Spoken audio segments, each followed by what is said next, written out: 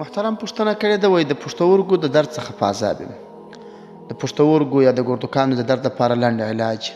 زما وروره د پښتورګو دپاره ما بل علاج ښوولی و، خو اوس به یو بل علاج دا در وښیم چې د سورة البقرې 4 نمبر آیات دی.